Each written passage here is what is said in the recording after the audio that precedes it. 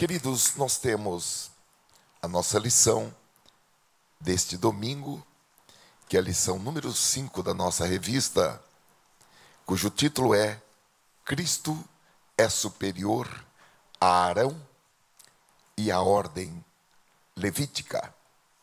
O nosso texto áureo diz: visto que temos um grande sumo sacerdote, Jesus, Filho de Deus, que penetrou nos céus, retenhamos firmemente a nossa confissão. Hebreus capítulo 4, versículo 14. E a nossa verdade prática diz: como Filho de Deus e sumo sacerdote, Jesus intercede eficazmente por sua igreja. Amém? Estejamos de pé, irmãos, por favor. E nós faremos a leitura bíblica em classe, que está no livro aos Romanos, capítulo 4, do versículo 4 ao 16, e depois no capítulo 5, do versículo 1 ao versículo 14. Nós vamos fazer esta leitura, vamos lá, 1, 2, 3. Visto que temos um grande sumo sacerdote, Jesus, Filho de Deus, que penetrou nos céus, retenhamos firmemente a nossa confissão. Porque não temos um sumo sacerdote que não possa compadecer-se das nossas fraquezas, porém um que, como nós, em tudo foi tentado, mas sem pecado. Cheguemos, pois, com confiança ao trono da graça, para que possamos alcançar misericórdia e achar graça, a fim de sermos ajudados em tempo oportuno. Agora nós vamos para o capítulo 5, versículo 1 em diante. Vamos lá? 1, 2, 3. Porque todo sumo sacerdote, tomado dentre os homens, é constituído a favor dos homens nas coisas concernentes a Deus, para que ofereça dons e sacrifícios pelos pecados e possa compadecer-se eternamente dos ignorantes e errados, pois também ele mesmo está rodeado de fraqueza. E por esta causa deve ele, tanto pelo povo, como também por si mesmo, fazer oferta pelos pecados. E ninguém toma para si esta honra, senão o que é chamado por Deus como Arão. Assim, também Cristo não se glorificou a si mesmo para se fazer sumo sacerdote, mas glorificou aquele que lhe disse: tu és meu filho, hoje te gerei. Como também diz noutro lugar: tu és sacerdote eternamente, segundo a ordem de Melquisedeque, o qual, nos dias da sua carne, oferecendo com grande clamor e lágrimas, orações e súplicas ao que o podia livrar da morte, foi ouvido quanto ao que temia. Ainda que era filho, aprendeu a obediência por aquilo que padeceu. E sendo ele consumado, veio a ser a causa de eterna salvação para todos os que lhe obedecem, chamado por Deus sumo sacerdote, segundo a ordem de Melquisedeque, do qual muito temos que dizer de difícil interpretação, porquanto vos fizestes negligentes para ouvir. Porque devendo já ser mestres pelo tempo, ainda necessitais de que se vos torne a ensinar quais sejam os primeiros rudimentos das palavras de Deus, e vos haveis feitos tais que necessitais de leite e não de sólido mantimento, porque qualquer que ainda alimenta de leite não está experimentado na palavra da justiça, porque é menino. Mas o alimento sólido é para os perfeitos, os quais, em razão do costume, têm os sentidos exercitados para discernir tanto o bem quanto como o mal. Amém. Obrigado, Senhor, por esta manhã e agora por esta palavra tão abençoada que tivemos a oportunidade de ler.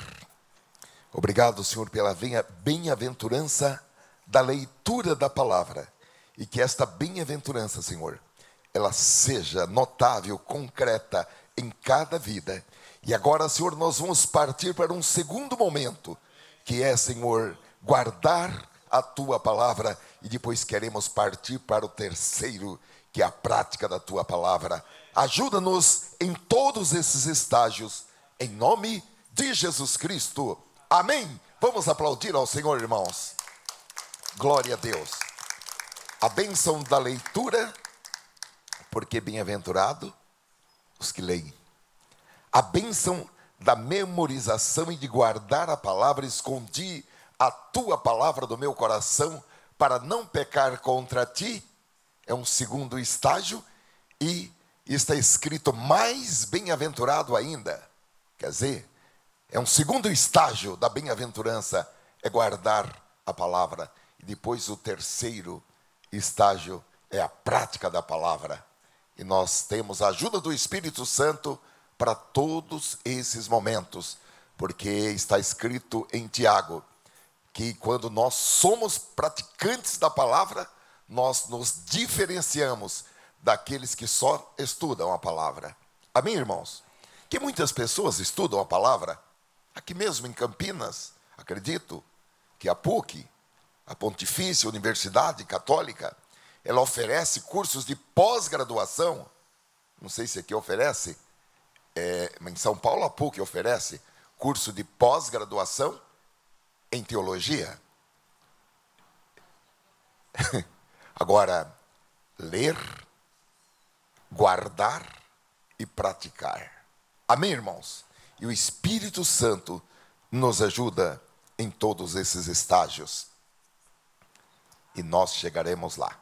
Pastor Marcos estará ministrando este ensino, e eu estarei na classe conforme foi combinado. Queridos, o pastor está ministrando aulas aqui, discipulado, e conforme ele anunciou no domingo passado, se algum irmão desejar fazer o discipulado, ou você não fez o discipulado, ou deseja fazer uma reciclagem do discipulado, você tem aí a grande oportunidade de fazer mais uma vez, e desta feita com o pastor. Eu acho que o ganho será significativo, não desprezando o trabalho magnífico que o pastor Luciano tem feito aqui conosco, mas é uma grande oportunidade de você fazer uma reciclagem. É a base da vida cristã, e essas lições que penso que vai dar muita sustentação na sua caminhada da vida cristã. Você precisa de uma boa base e começa pelo discipulado. É como o curso de matemática, né? E outras disciplinas, mas a matemática é aquela que mais exige uma base para que você possa ter um ensino fundamental, um ensino médio com maior aproveitamento. Se você não teve uma boa base, você vai ter grandes dificuldades. Muito bem, irmãos, lição de número 5. Como disse o pastor, nós estamos já caminhando de uma forma assim muito boa, lembrando que nós já estudamos, fazendo aqui uma retrospectiva muito rápida, Nós já abordamos já a superioridade de Cristo em relação aos anjos, né? Já abordamos a respeito da grandiosa salvação. Já abordamos sobre a supremacia de Jesus em relação a Josué. Também Moisés. E hoje nós vamos trabalhar esse assunto, Cristo superior a Arão e a ordem levítica. Lembrando a todos que esta carta foi endereçada a um grupo, a uma comunidade de judeus convertidos ao cristianismo. É uma carta para que eles pudessem valorizar o grande momento que eles estavam atravessando e não desprezar a nova aliança, e também entender que a velha aliança teve a sua utilidade, porém, o que Cristo veio trazer era superior. Eles não podiam voltar mais às velhas práticas, no sentido de que fazer uma regressão e voltar ao sacrifício. E, além do mais, podemos dizer nesse momento, irmãos, que há algumas comunidades aí que estão trazendo os vasos, trazendo tantos elementos da velha aliança e colocando nos templos e fazendo esses artifícios.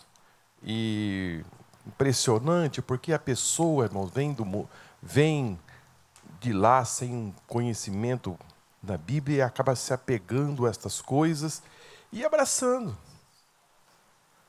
Andar para trás. E as pessoas não têm conhecimento e acabam se apegando a estas coisas e entendendo. Mas por detrás, irmãos, como plano de fundo, é a gente que já caminhou um pouco, entende que é toda uma armada do inimigo. O inimigo, ele... Olha, irmãos, eu ouvi uma mensagem aqui, numa quinta-feira, de um pastor, ele é lá de Fortaleza. Ele disse aqui uma palavra que eu nunca mais me esqueci.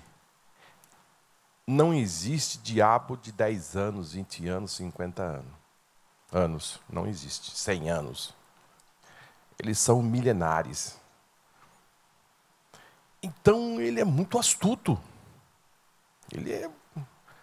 A velocidade de trabalho dele, as artimanhas dele, frente a você que tem aí 30, 40, 50 anos, é nada. E, além do mais, eles são espíritos que viveram lá, foram precipitados, ou seja, a capacidade dele enganar as pessoas é muito grande. E se você não tiver o Espírito Santo, se você não tiver com a palavra de Deus, se você não estiver em oração, vigiando em todo o tempo, você vai ser uma presa fácil. A Bíblia diz que depois de 1000 anos que ele estiver preso, ele vai sair para enganar as nações. É o que ele sabe fazer. E a Bíblia diz que será tanta gente como a largura da terra. Isso depois das pessoas gozarem 1000 anos de paz. Então você percebe que a capacidade de enganar dele é muito grande. E já foi esclarecido. Então, eu fico preocupado, assim, às vezes, com as pessoas que falam que estão ouvindo alguma coisa, no rádio, na televisão. Fico, às vezes, preocupado, porque você às vezes, não conhece a fonte, não tem um cuidado de procurar saber da fonte, e, de repente, você começa a beber águas rotas, em vez de comer um alimento sólido, que tenha os ingredientes sustentáveis, você vai passar a encher a barriga de palha. E eu não vou falar alguns alimentos aqui, porque eu não quero. Mas existe alimento que você come, irmão, você fica com a barriga cheia. Mas daqui 10, 20 minutos, meia hora, eu só estou com fome. Porque aquilo foi só um paliativo. Te sustentou. Muito bem. Vamos para a nossa introdução. Queremos cumprimentar todos os nossos amigos de todos os domingos, alunos que nos acompanham. Tenham um bom domingo. E vamos para a nossa introdução. A doutrina do sacerdócio de Jesus Cristo começa a ser exposta a partir de Hebreus 4, 14 a 16. Nessa sessão, o autor apresenta Jesus como o grande sumo sacerdote, que penetrou os céus. Jesus, portanto, era o sumo sacerdote grandioso, misericordioso e compassivo. Na sessão de Hebreus 5, capítulo 1 a 10, o autor sacro apresenta de forma detalhada uma discussão sobre as atribuições, qualificações do sacerdócio.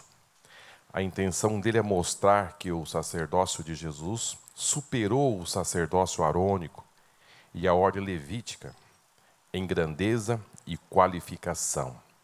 Os sacerdotes humanos eram cobertos de fraquezas, defeitos, e por isso pouco podia fazer pelos homens.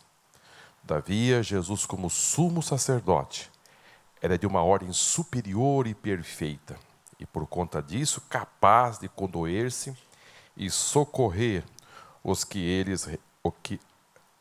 a ele recorrem.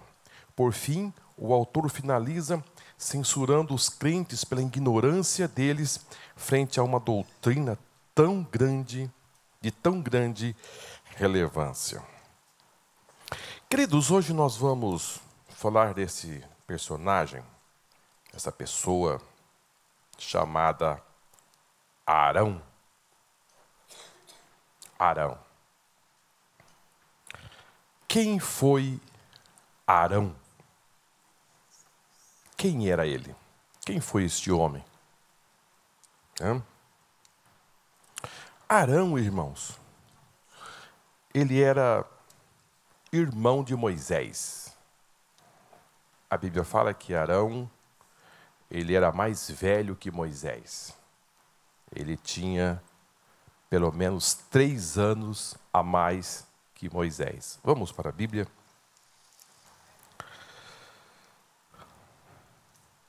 Êxodo capítulo 7, versículo 7.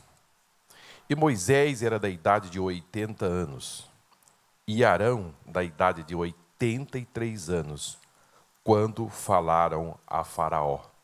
Então aqui nós temos uma informação importante, que Arão tinha 3 anos a mais que Moisés. Portanto, quando houve aquele decreto genocida, que está registrado em Êxodo capítulo 1, versículo 22, Arão, quando nasceu, ainda não havia sido decretado. Ele nasceu numa época ainda que o povo estava sobre uma intensa escravidão, porém, ainda não havia esse decreto genocida. Era de uma família composta de 3 pessoas. Arão, Moisés e Miriam eram os 3 irmãos, que tinham como pai Anrão e a mãe se chamava Joquebede. Aí, segundo Moisés, Arão era um homem que falava bem, tinha uma boa comunicação, e quando Deus chamou Moisés para falar com o Faraó, ele disse: não, chama meu irmão, eu sou pesado de língua, e, como quiser, não sou homem assim de tanta expressão, mas meu irmão chama ele. Moisés resistiu muito, até que Deus ficou muito irado, muito bravo. E depois Moisés acabou cedendo e aceitou o grande chamado. Mas, queridos, Arão, ele vai exercer uma função de uma importância muito grande. E hoje nós iremos trabalhar esse assunto, porque a partir de Arão vai nascer ali uma linhagem sacerdotal. Mas também nós vamos aprender nesta manhã que antes de Arão teve um homem que também foi sacerdote, né? E hoje nós vamos trabalhar um pouco esses dois lados. Arão, a sua linhagem foi uma linhagem sacerdotal, pois a tribo de Levi Deus escolheu, e ele teve 4 filhos, né? Nadad, Abiú, Eleazar e Itamar. Está registrado no livro de Êxodo, capítulo 6, versículo 23. E ele teve um papel muito importante no sentido de auxiliar Moisés no grande trabalho, na peregrinação no deserto, né? Salmo vai dizer um pouco a respeito de Arão. Ele é chamado no Salmo 77 como sacerdote. Salmo 96:6, ele é o escolhido. Salmo 105:26, ele é o santo. E o Salmo 106, versículo 16, ele é ungido. E quando você vai para Salmo 133, versículo 2, lá você vai ter aquela expressão do dia em que Arão foi ungido como sacerdote. É como óleo precioso sobre a cabeça que desce sobre a barba, e a barba de Arão, e que desce a orla das suas vestes. Aqui nós vamos... esse salmo é um salmo dedicado ao dia que ele foi ungido sacerdote. Agora, queridos, nós vamos também falar a respeito desse sacerdote que estava sujeito ao pecado. Arão estava sujeito, como seus filhos estavam sujeitos a pecar. Já fazendo um paralelo, Jesus é o nosso sumo sacerdote sem pecado. Sem pecado.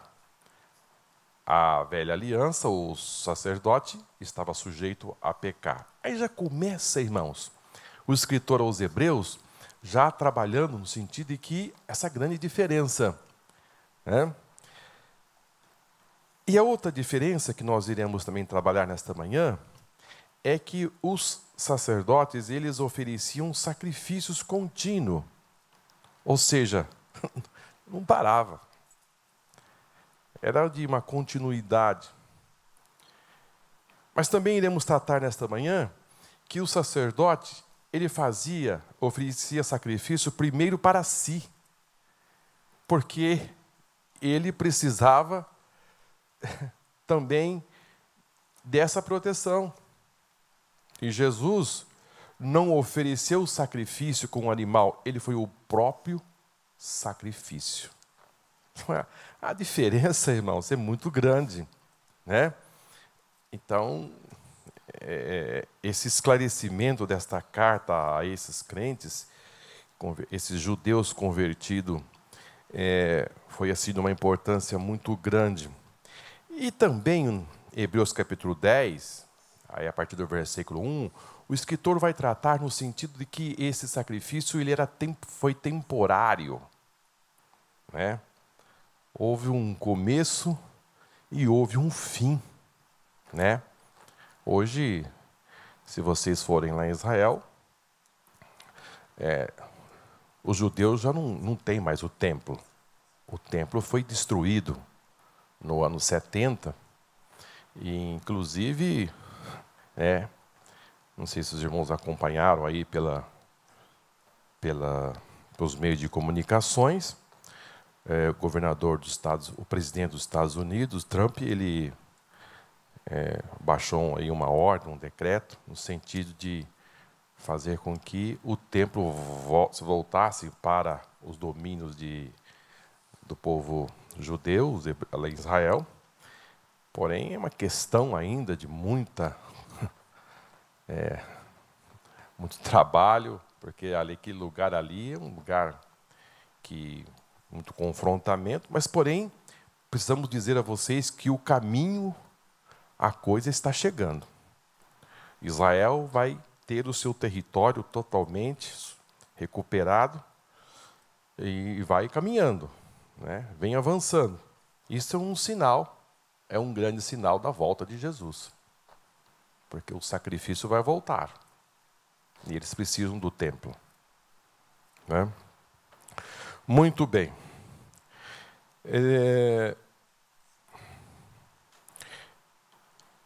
Então, nesta manhã, nós iremos falar um pouco, nós não teremos muito tempo para falar desse assunto tão grande, tão vasto, mas dei aqui para os irmãos aqui um norte sobre esse trabalho. Também o escritor aos Hebreus, no capítulo 4, ele vai começar no capítulo 4, e versículo 14, você pode acompanhar pela sua lição aí. Eu penso que esse versículo ele começa já forte, já entendendo perfeitamente que caminho ele vai tomar e que aonde ele quer chegar. Visto que temos um grande... Queridos, quando ele fala grande sumo sacerdote, Jesus, o Filho de Deus, que penetrou nos céus, retenhamos firme a nossa confissão, lembrando aos irmãos que o povo judeu tinha um respeito muito grande, porque o sacerdote lá em Israel era uma autoridade muito grande, era a maior autoridade que eles podiam reconhecer. Religiosa era o sacerdote, porque ele que fazia, ele era o medianeiro, ele mediava, ele era o elo entre o homem e Deus. Então eles tinham um respeito muito grande por esta pessoa. E agora o escritor vai dizer assim: visto que temos um grande sumo sacerdote. Ele fala: espera aí, o que nós conhecemos como sacerdote é aqueles que passaram por aqui. Agora o escritor vai logo dizer: ó, visto que temos um grande sumo sacerdote, quem? Jesus Cristo. Então percebe que ele quer abrir, ele quer fazer uma separação, dizendo que este aqui que ele está apresentando não é apenas um sacerdote, é o grande. Quem? É o Filho de Deus. Você percebe que o escritor traz essa comunidade no sentido de dizer: agora a coisa não é pequena, a coisa é grande. E ele, Filho de Deus, que penetrou nos céus. Ou seja, o sacerdote da velha aliança, ele entrava onde? Eu quero que vocês acompanhem. Precisa gravar isso, viu, irmão? É bom você repetir. Aonde ele entrava? Ele entrava no pátio, né? Oferecia o que no pátio? Vamos lá? O sacrifício. Era todo aquele ritual.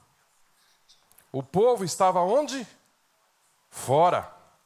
Não podia entrar. Era ele que ia fazer todo aquele ritual. Ele entrava, oferecia o sacrifício e se preparava, se banhava, se ungia. E as tribos estavam em volta do tabernáculo, enfileiradas, cada um no seu lugar. Era um dia muito especial, o dia da expiação. Não podia entrar, irmão. Não era possível. Era uma seleção, isso era muito bem criterioso, não tinha assim, não era qualquer pessoa. Olhando de forma global, falando de forma assim, planeta Terra, onde tinha pessoas vivendo, para que você fosse aquela pessoa, A restrição era muito grande. A seleção era muito forte. Não bastava ser um hebreu. Se não fosse hebreu, era 0. Imagine só as faculdades hoje para você entrar em medicina. Vamos pensar em hoje assim, um curso mais difícil de você fazer. Às vezes é 50 por 1, 60 por 1, né? Não é isso, pastor? Para você ser o sacerdote daquele ano, para você ser escolhido, você primeiro tinha que ser hebreu. Se não fosse hebreu, era 0. Depois de ser hebreu, você tinha que pertencer a que tribo? Como? Fala um aspas, estou meio tímido. Tribo de Levi. E agora tinha que ser da onde? Da família de Arão. Então vai restringindo. Agora, é da família de Arão? É. Mas você tem defeito físico? Pode.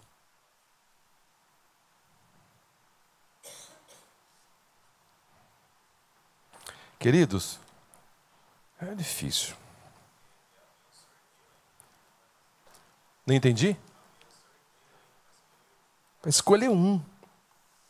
E era também escolhido por Deus. A escolha era por Deus. Então, o critério não era humano, era divino. E não podia fazer qualquer coisa não, porque 2 filhos de Arão acenderam o quê? Fogo estranho. E o que aconteceu com eles? Morreram.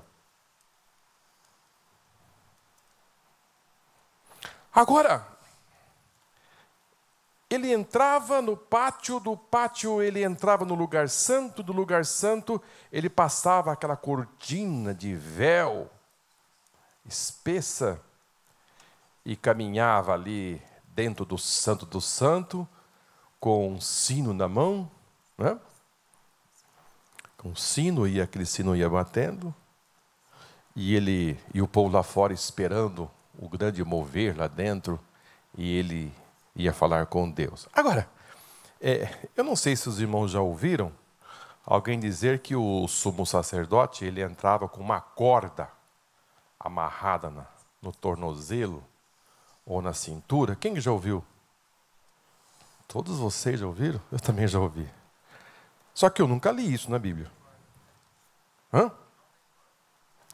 Eu já ouvi muitas pessoas dizerem. Também já ouviu?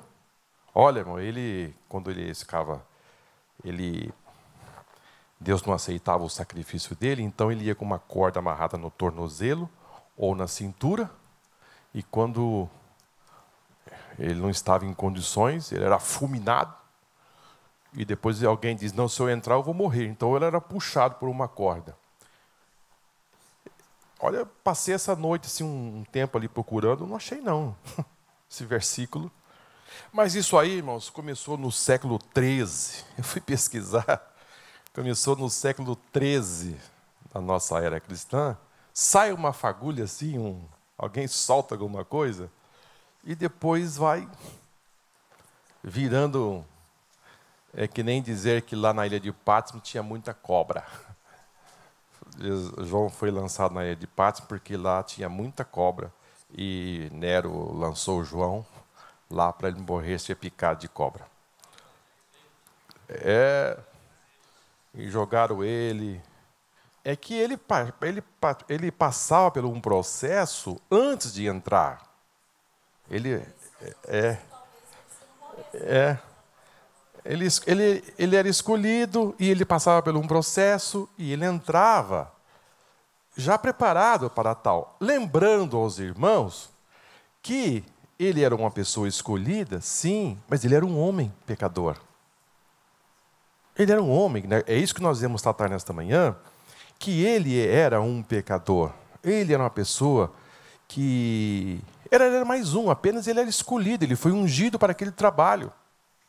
Ele ia interceder pelo povo, primeiro ele fazia para si, e depois ele ia fazer para o povo. Agora, Jesus, diferentemente desta linhagem, Ele veio aqui, enfrentou o pecado? Sim ou não? Mas não pecou. Ele se ofereceu, né? Ele se ofereceu sem pecado. Ele não precisou fazer para si, ele não tinha pecado. Por isso que o sacrifício dele foi perfeito. Você não precisa mais chegar aqui com um cordeirinho, com uma pombinha. Você não precisa mais. Jesus fez de uma vez para sempre. Amém? Não precisa mais. Mas vamos caminhar. Eu sabia que essa corda ia... Eu sabia que essa corda... Porque ainda foi ontem à tarde, e eu estava lendo alguns artigos, as pessoas diziam que que o sacerdote entrava com uma corda para oferecer sacrifício. Muito bem. Queridos, vamos avançar, né? Por representar melhor os homens diante de Deus, o escritor de Hebreus mostra que o sumo sacerdote do antigo pacto era escolhido dentre os seus pares. Com essa exposição, o autor quer chamar a atenção para o ministério da encarnação, quando Deus se humaniza para tratar com os homens. Mesmo porque, como afirma certo teólogo, é necessário que um homem seja escolhido para representar os homens ao tratar dos pecados deles contra Deus. Jesus, nosso sumo sacerdote, é quem nos apresentou diante de Deus. Ao contrário do sacerdócio araônico, que oferecia ofertas e sacrifícios, Jesus ofereceu sua própria vida como oferta a Deus em nosso favor. Então, queridos, eu vou ter que recuar. Eu queria que o pastor Paulo me ajudasse, porque a minha bateria está com 2%, eu vou ter que recuar um pouco.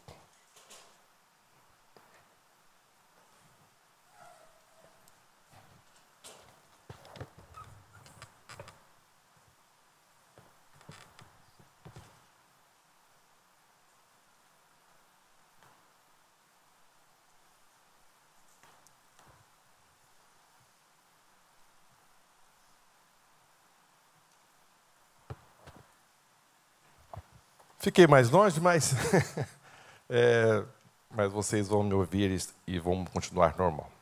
Muito bem, esse representante, irmãos, esse representante da velha aliança, nós temos aqui alguns pontos para tratar sobre esse tópico, que eu vejo que é assim, de uma importância muito grande. Como eu disse aos irmãos, no primeiro ponto que eu vou passar para vocês, os sacerdotes, primeiramente, ele não podia fazer nada em relação para tirar o pecado do povo. Nada ele podia fazer para tirar. O que ele podia fazer era oferecer um sacrifício para cobrir o pecado do povo. Diferentemente do que João disse ali nas margens do Rio Jordão, esse é o Cordeiro de Deus que tira o pecado do mundo. Também, ele fazia esse sacrifício uma vez por ano. Ou seja, depois que ele terminava aquele processo, agora era só no ano seguinte. Isto ia se repetir todos os anos. Terceiro, ele intercedia pelas pessoas. Isto tinha validade temporária. Ou seja, as pessoas iam voltar a pecar e, de repente, tudo tinha que se voltar novamente. Quarto, o sacerdócio levítico, ele se encerrou. Já não, hoje nós não temos mais esse ritual, porque Jesus veio e esse sacerdócio, esse ritual se encerrou para sempre. Quinto, as pessoas não podiam se aproximar-se de Deus. Era o sacerdote que se aproximava de Deus. Sexto, como disse aos irmãos, esse sacerdote ele entrava até o Santo do Santo.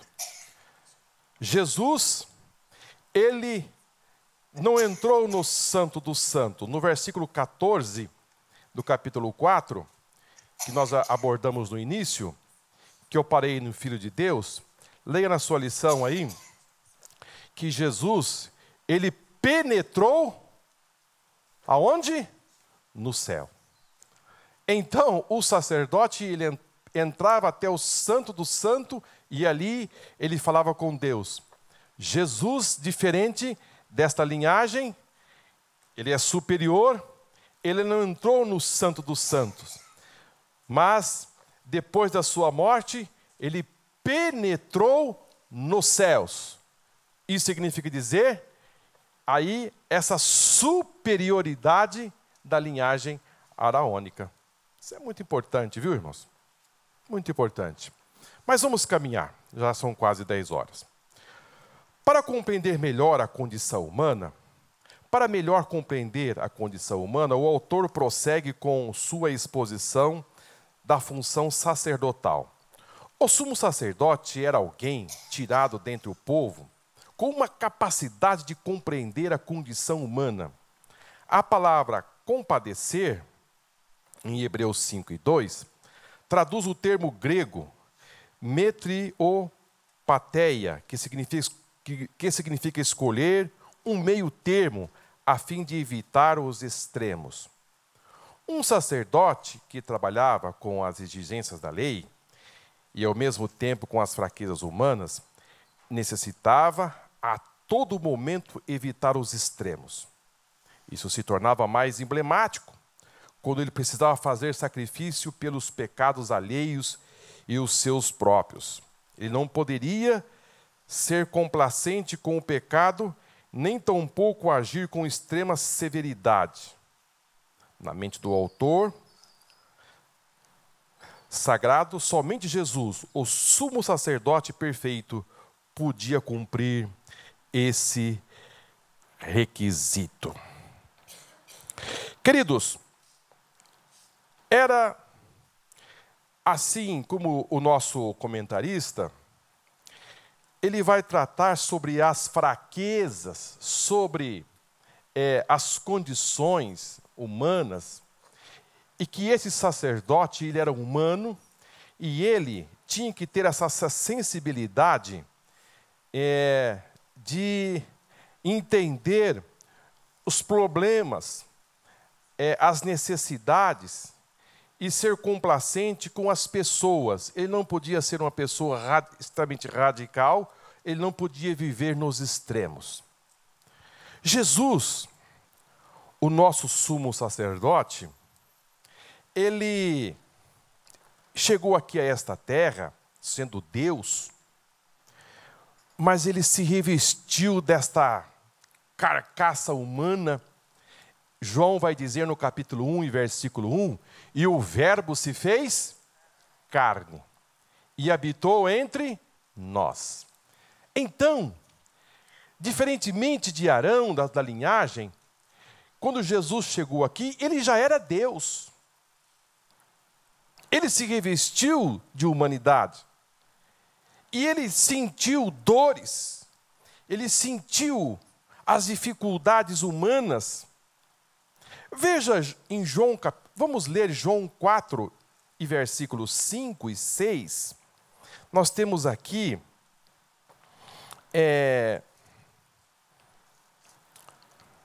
uma informação de que esse Deus agora era homem, né? Mas vamos ler primeiro, para vocês poderem ter um entendimento melhor, Isaías 40, 28, que vai dizer assim: não se sabes, não ouviste que o eterno Deus, o Senhor Criador dos fins da terra, nem se cansa, nem se fadiga, é inescrutável o seu entendimento. Então, observamos que o profeta Isaías vai dizer que não ouviste, vocês não sabem, que o Senhor, o Criador dos confins da terra, nem se cansa e nem se fadiga.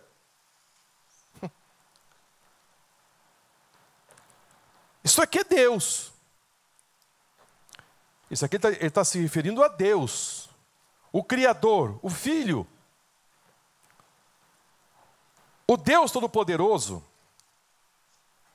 Agora, quando você vai para João 4 e 5, veja o que está escrito. Foi, pois, uma cidade de Samaria chamada Sicar, junto da idade de Jacó, tinha dado ao seu filho José, e estava ali a fonte de Jacó, Jesus, pois cansado.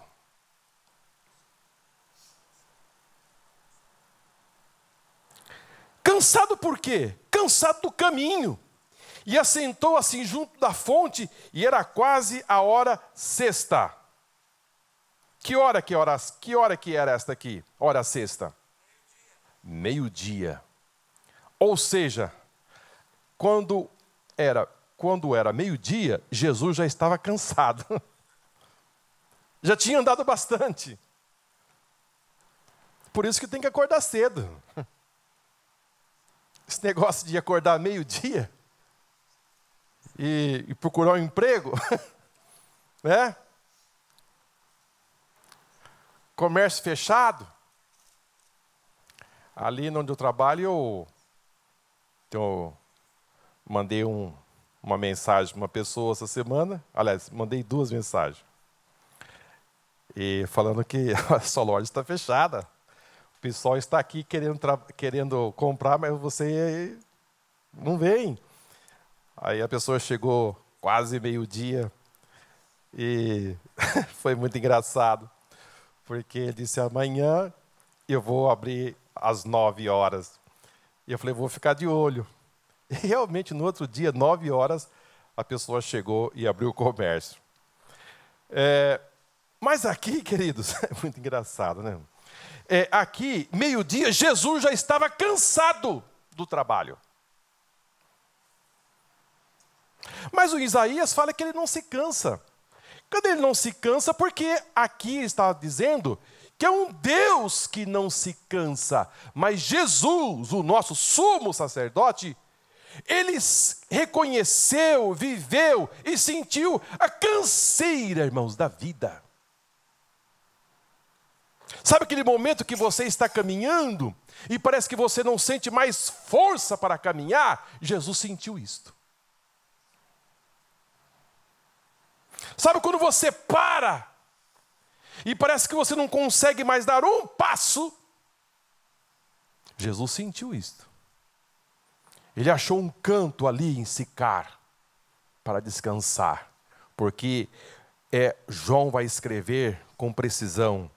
Ele estava, ai, meu Deus do céu, acabou meu... Ô, Pedrinho, dá um help aqui. Cansado do caminho. Significa dizer que ele sentiu dores. Ele sentiu aquele momento dizendo assim, eu estou cansado. Ele sabe o que é sentir sede. Lá na cruz, ele disse, tenho sede. Impressionante, irmãos, que o nosso sumo sacerdote, ele viveu todo esse momento de lágrimas, de choro. Quando Jesus chega ali em Betânia, quando Lázaro está ali sepultado, de repente Jesus se retira um pouco, as pessoas começam a dizer, nossa, veja o quanto o amava. Jesus estava se condoendo, e de repente Jesus começa a chorar. Isto é um homem. Isso, irmãos, nesta manhã, nos tranquiliza muito, porque as dificuldades, as afrontas, aquilo que você sente hoje, o desprezo, Jesus sentiu.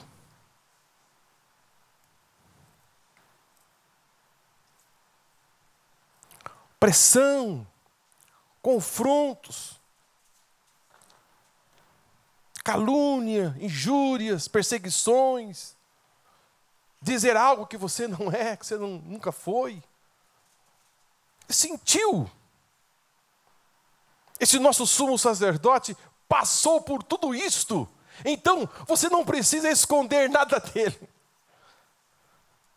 Você não precisa esconder nada de Jesus, porque ele sabe as dificuldades, ele passou por aqui, ele viveu por esta terra. Ele sabe o que é chorar.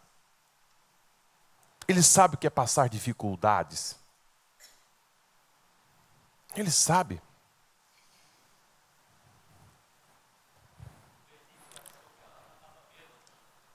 Exatamente. A mulher está embriagada aí. Eu penso que ele quase dizendo, tira essa mulher daqui. Chorando aqui. Um dia foram cobrar Jesus, irmãos, o imposto do templo, e tinha dinheiro? Não, não tinha dinheiro para pagar o imposto. Sabe lá que é isso? Essas dificuldades, não tinha dinheiro, mas pagou. Senão a pessoa vai dizer que Jesus não pagou, né? E não devia. Mas para não criar problema, ele disse, Pedro, vai ali no mar da Galileia, lança o anzol. Ainda bem que ele chamou Pedro, porque se ele chamasse o Marcos, não ia pegar fácil, não. Dá banho em minhoca. E o primeiro peixe que você pegar, lá na boquinha dele, tem uma moeda. Eu preguei uma mensagem aqui faz muitos anos atrás. Eu acho que ninguém já se lembra mais, né? Eu até falei naquela época, como pode, irmãos, tantos peixes que tem no mar, como pode aquele peixinho está passando naquela hora, naquele momento, naquele exato momento em que Pedro vai chegar ali e vai lançar o anzol. E aquele peixe que vai morder a isca e vai puxar, e na boca daquele peixinho tem a moeda. Queridos, isto é de uma... Não dá. A mente humana não consegue entender isto. Como pode isto acontecer? Como pode? Somente você crer, entender que Deus trabalha desta forma. Somente assim. De uma magnitude assim, muito forte, muito grande, entender por este caminho. Agora, uma pergunta aos irmãos. Jesus ele foi superior a Arão, ele é o nosso sumo sacerdote. Agora vamos entender, irmãos, algo assim de uma importância muito grande. Jesus, de que tribo ele era?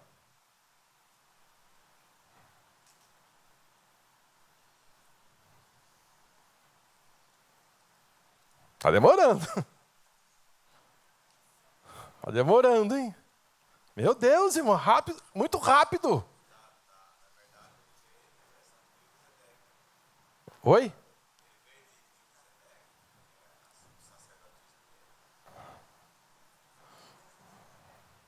Vamos lá? Jesus, de que tribo ele era? Tribo de Judá. tribo de Judá. Agora, como passar, irmãos, para esses crentes judaizantes que Jesus era o sumo sacerdote? Aí que está, irmãos, a diferença. Como passar para esses crentes que Jesus era o sumo sacerdote? Porque se é um povo, irmãos, que segue a risca, é o povo judeu, no sentido de tribo. Eles conhecem. Esses crentes conheciam. Porque o escritor vai fazer um paralelo da velha aliança com a nova aliança. Ele começa, visto que temos um grande sumo sacerdote, Jesus, o Filho de Deus. Mas espera aí, mas ele de que tribo ele é? Tribo de Judá. E para ser sumo sacerdote, eu disse aos irmãos no início, que tinha que ser de que tribo? Levi. E Jesus é da tribo de Judá. Eis aí o leão da tribo de Judá. Se você pegar a genealogia, né? Se nós voltarmos do culto de ontem, né? Ali Raabe, Boaz, Obed, Jessé, Davi, e você vai seguindo aí, né? Mateus capítulo 1, aquela genealogia, você vai chegar em quem? Em Jesus. Esta linhagem é uma linhagem da tribo de Judá. Jesus chegou aqui vindo da tribo de Judá.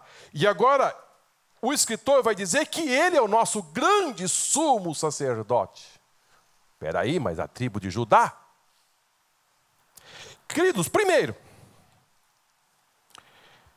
por que ele não podia ser da tribo de Judá?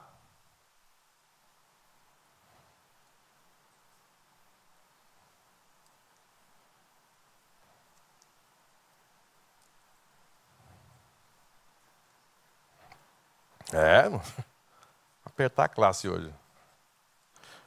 Primeiro, ele não podia ser da tribo de... pergunta errada. É invertido. Por que ele não podia ser da tribo de Levi? Por quê? Ele não podia ser da tribo de Levi, irmãos, porque se ele fosse da tribo de Levi, ele ia ser mais um. Ele ia ser mais um. Tinha que dar continuidade. Ele não podia ser da tribo de Levi, ia ser mais um. Ou seja, as pessoas dizer, é mais um sacerdote da linhagem araônica. Tinha que ser superior. Os irmãos estão entendendo? Isso é importante, irmãos, vocês ter na sua mente isso aí. Esse aprendizado é de suma importância. Por que ele não podia ser da tribo de Levi? Ele ia ser mais um sacerdote. Não podia apresentar algo superior. Então a linhagem de Levi termina. E começa agora um outro superior. Mas de que ordem agora? Não mais da ordem araônica, mas segundo a ordem de Melquisedeque. Esse Melquisedeque era rei de Salém. Ele era sacerdote. A Bíblia diz que ele era um tipo de Cristo. Que ele não tinha o quê?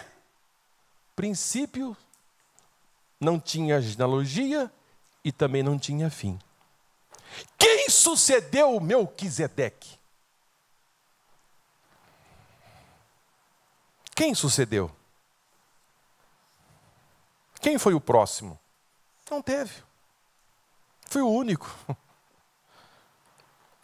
Ele é um tipo de Cristo, irmãos. Ele é um tipo de Cristo. Jesus não vai ter ninguém que vai sucedê-lo. Não, ele é o único. Por isso que ele é sob a ordem de Melquisedeque, porque ele não tem princípio e também não tem fim. Então esta linhagem araônica, ela se encerra. aparecem aqui no cenário o sumo sacerdote. O grande sumo sacerdote. Não é mais um. Embora sendo Deus, embora Deus ter apresentado todo esse plano na velha aliança, não foi de forma plena. Não foi de algo assim que satisfez plenamente, porque Deus tinha o segundo plano, que foi esse, a nova aliança, que seria perfeito. Jesus ia chegar aqui, o sumo sacerdote, que ia ser de forma perfeita e plena. E nós hoje estamos aqui vivendo esta forma plena. Hoje você tem um único, Ele, mediador, Jesus. Não terá outro mediador. Então, quando você tiver algum problema, alguma dificuldade, apresente a Ele. Apresente a Ele. Mostre a Ele: Jesus, a minha dificuldade é esta. Está doendo aqui. A dor é aqui, estou sentindo isto aqui. Ele vai se compadecer das suas necessidades. Agora, é de suma importância, irmãos, passar aos irmãos que não significa dizer: obrigado, Pedrinho, você vale ouro.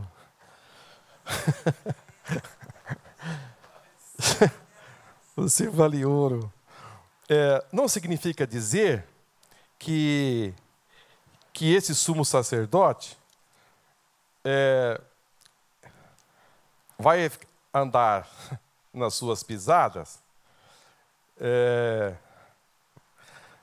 Entenda isso, irmãos. Entenda isso. Não vai pensar assim: esse sumo sacerdote é alguém que sabe das minhas dificuldades, dos meus problemas. Então, por onde eu passar, ele vai atrás de mim apagando todos os meus problemas. Com uma borracha. Não pense assim. Por onde eu passar, ele vai deletando todas as minhas falhas.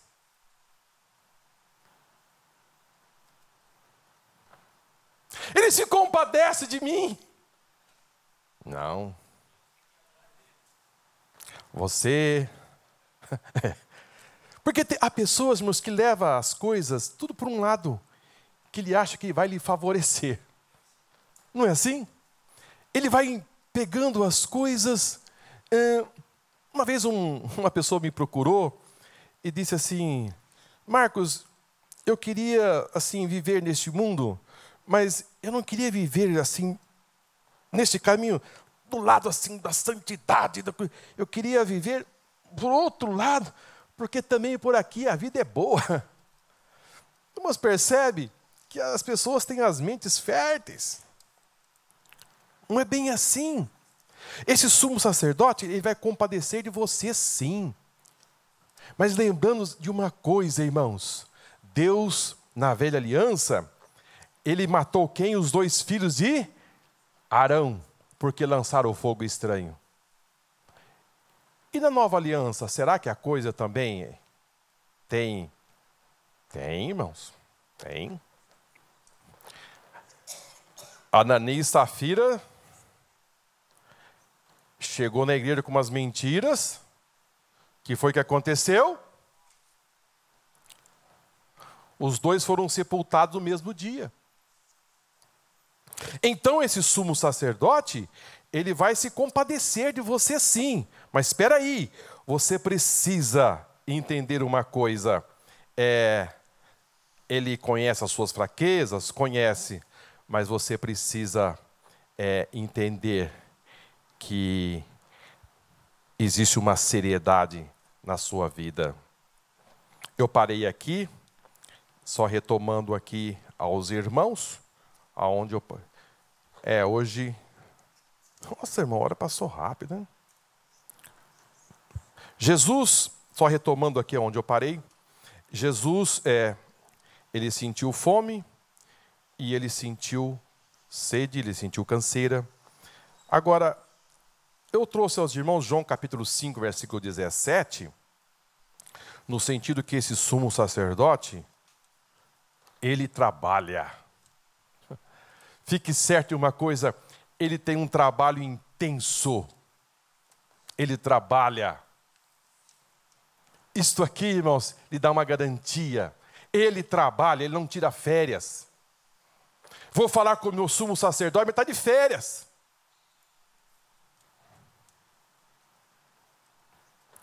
João 5,17. O sumo sacerdote trabalha.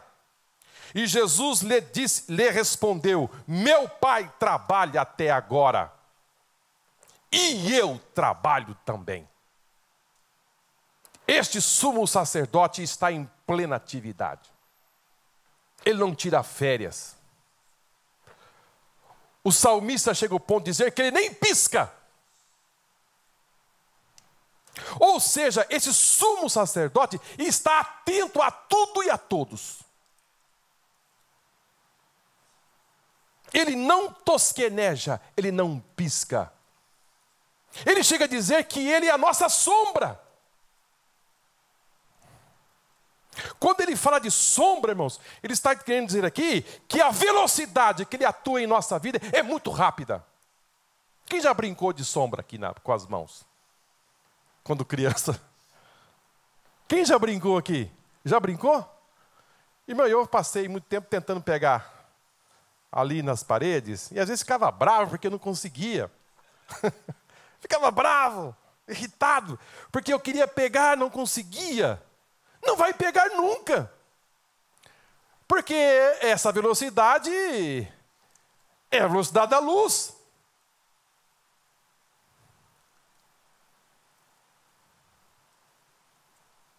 Então, se esta velocidade, dentro do nosso conceito humano, é uma velocidade extremamente alta, agora imagine a velocidade que Deus cuida de você. Que sumo sacerdote que está atento. Sabe por que ele está atento? Porque você está rodeado de leões tentando te devorar. De problemas, de dinamites e de problemas que lhe cercam e tentando destruir a sua vida. Mas esse leão da tribo de Judá não pisca os olhos. Está atento ao seu clamor, às suas lágrimas, às suas necessidades. E quando ele diz não, é porque ele também está cuidando de você. Quando as dificuldades cercam a sua vida, entenda o seguinte: Deus está fazendo algo que você vai crescer. Então esse sumo sacerdote está trabalhando intensamente ao nosso favor. E quando a coisa se aperta, ele diz: papai, olha aqui o sinal das minhas mãos. Não, eu tenho um plano com o Paulo. Eu tenho um plano com o João. Eu tenho um plano com ela. Eu tenho um plano com ele. Ele é um mediador, irmão. Ele está intercedendo por nós. E Jesus, ele foi tão carinhoso que ele disse assim: olha, eu não vou deixar vocês órfãos. Eu vou voltar para o meu Pai. Mas eu vou enviar o Consolador, que ficará convosco para sempre. Isso aí é cuidado do sumo sacerdote. Eu penso que lá no céu, quando Jesus chegou, pensa que houve uma festa muito linda.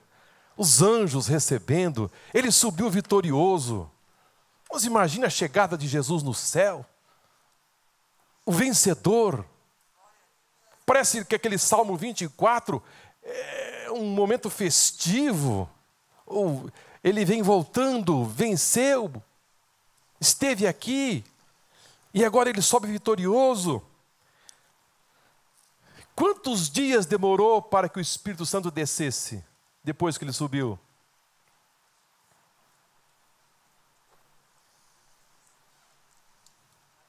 10 dias.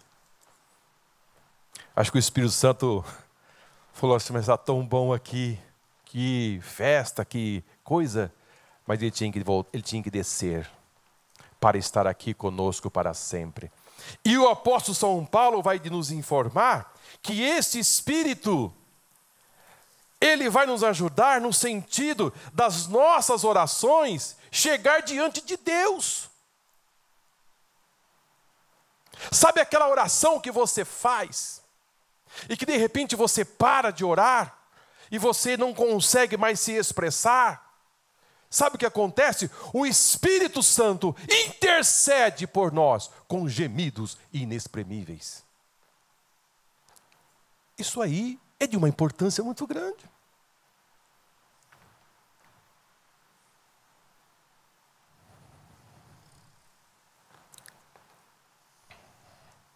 Pela posição que exerceu, não era o sumo sacerdote quem quisesse ser, mas aquele a quem o Senhor chamasse.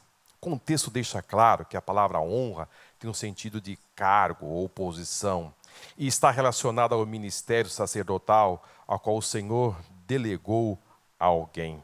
Ser o ministro do altar era algo extremamente honroso, de grande importância e de muita responsabilidade. Tanto Arão como seus filhos foram escolhidos diretamente por Deus para esse ministério. Jesus, nosso sumo sacerdote, em tudo foi superior e mais honrado que Arão, visto pertencer a uma ordem sacerdotal superior e haver sido enviado do céu para esta missão.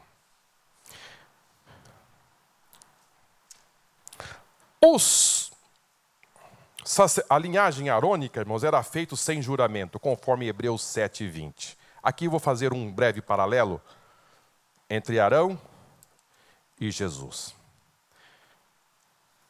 Em Hebreus 7:20 vai nos informar que a linhagem arônica era feita sem juramento, mas Jesus foi com juramento, Hebreus 7:21. A linhagem arônica foi instituída durante a lei. A linhagem arônica foi instituída durante a lei, conforme Êxodo capítulo 28. Mas Jesus não foi durante a lei. Foi? Vamos lá? Foi depois da lei? Não. Foi antes da lei. Quando? Foi antes da lei. E quem foi esse sacerdote antes da lei? Melquisedeque. Melquisedeque não é um tipo de Cristo? Então, a linhagem arônica foi depois. E Jesus foi instituído antes da lei. Porque ele Melquisedeque era um tipo de Cristo. Isso está registrado em Gênesis 14:18 e Hebreus 6:20.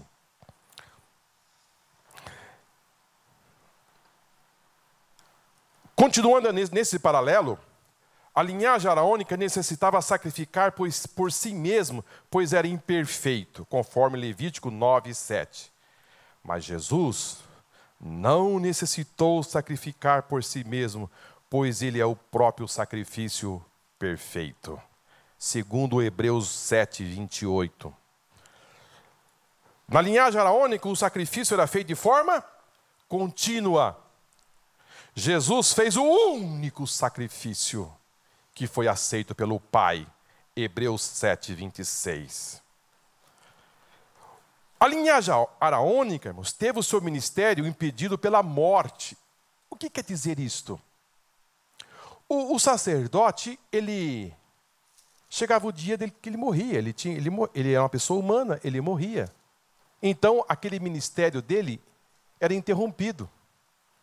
Diferentemente de Jesus, que ele é o nosso sacerdote para sempre. Ele entrou no tabernáculo terrestre, conforme Hebreus 9:1. Eu estou dizendo isso para os irmãos, porque o escritor dos Hebreus, ele faz esse paralelo o tempo todo. Em Hebreus 9:1, ele vai dizer que o sacerdote entrou no tabernáculo terrestre. Mas o nosso sumo sacerdote penetrou nos céus.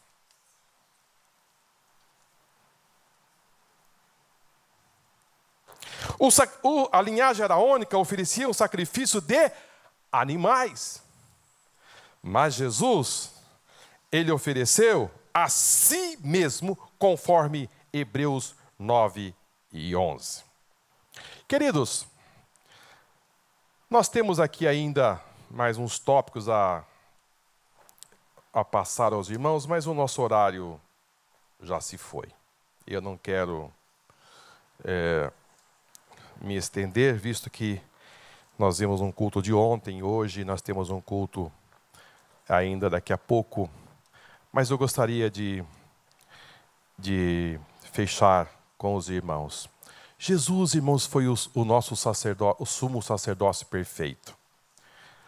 Em Lucas capítulo 23 e 34, esse sacerdote, esse sumo sacerdote, mesmo na hora da cruz, em Lucas capítulo 23 e 34, está escrito essas seguintes palavras: e dizia Jesus. Eu penso que essa palavra diz, e dizia Jesus.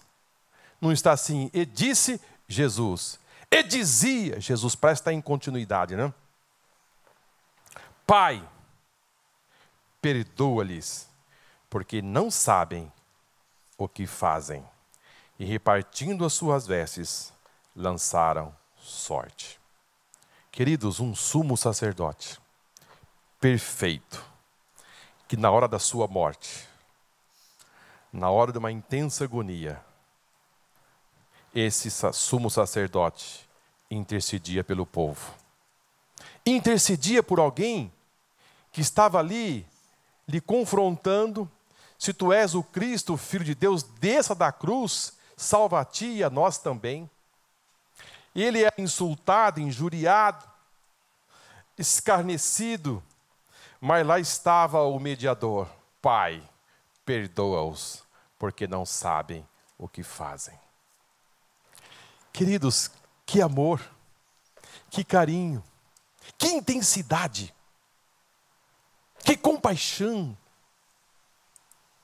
Então, nesta manhã, nós podemos sair daqui, assim com as nossas mentes, com a nossa consciência, com o nosso sentimento, entender perfeitamente que aquela linhagem, aquela aliança, mesmo sendo colocada por Deus, mas teve não foi plena. O segundo plano agora é perfeito. E você está vivendo esse grande momento.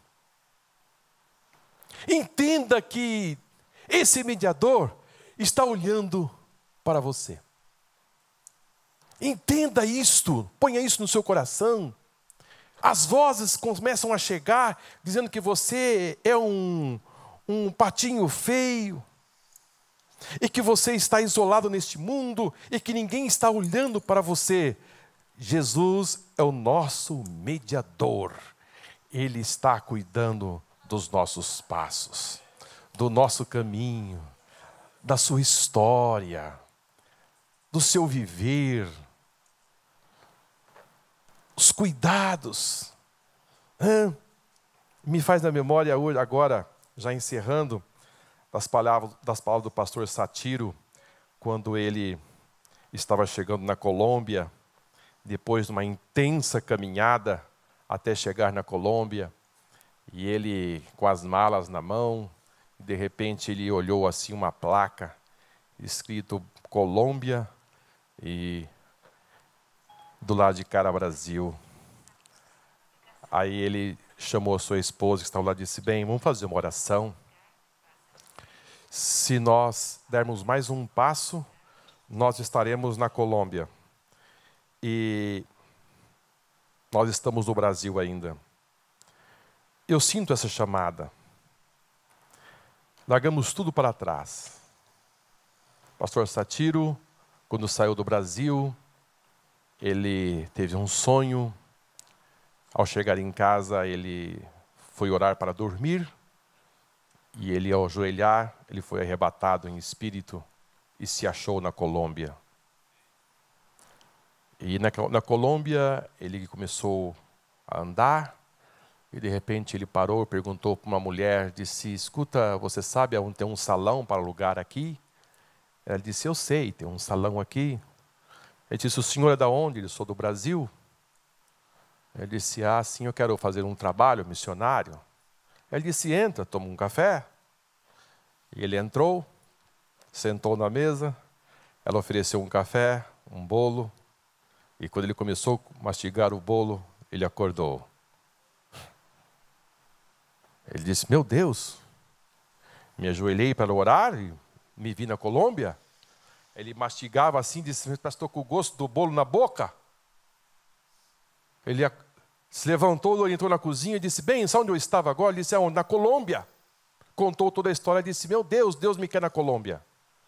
E ele começou a dizer para as pessoas, para os pastores, e as pessoas, naquela época, uns não entendiam, outros não.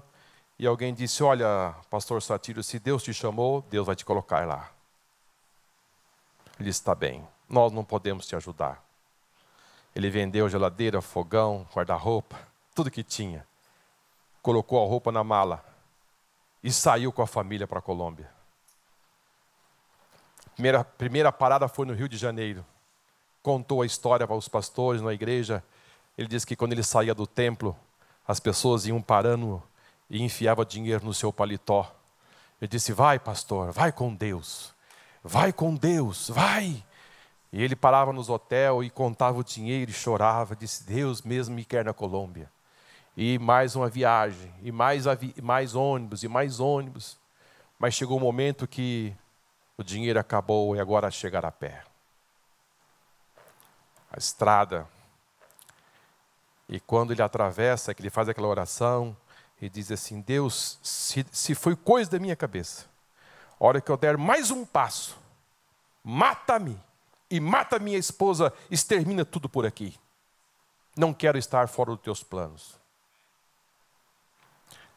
Ele deu o passo, ele disse, não, Deus me quer na Colômbia. E ele partiu. Quando ele chegou na Colômbia, ele arrumou um lugarzinho para ficar. Ele disse que estava tão cansado, irmãos, tão cansado de andar, que a sua esposa deitou naquela pequena cama e como tinha assim pouco espaço, ele sentou do lado da cama. Sabe quando você não tem muito lugar para você ficar? Você senta na beiradinha. E ali ele encostou, deixando a sua esposa descansar. Ele disse que de repente ele sentiu que uma mão veio. Oh, aleluia. Empurrou ele lentamente. E dizia, descansa, meu servo. Descansa. Esse aí é o nosso sumo sacerdote. Ele está preocupado até com o seu descanso quando você está muito cansado. Ele se preocupa. Ele se preocupa com você. E ele descansou, ele disse, bem, sabe quem me empurrou aqui bem perto de você? Foi o anjo do Senhor, esteve aqui e pediu para que eu descansasse. E eu adormeci. Quando ele levantou, disse, vou dar uma volta por aqui. E de repente ele começou a caminhar. Quem que ele vai encontrar, irmãos? A mulher do sonho. Aleluia! A mulher do sonho. Ele disse, aquela conversa que ele teve no sonho, naquela visão, aconteceu exatamente a mesma coisa. Ela chamou a cor, o gosto do café, o gosto do bolo, ele pôde comparar com aquela visão que ele teve no Brasil.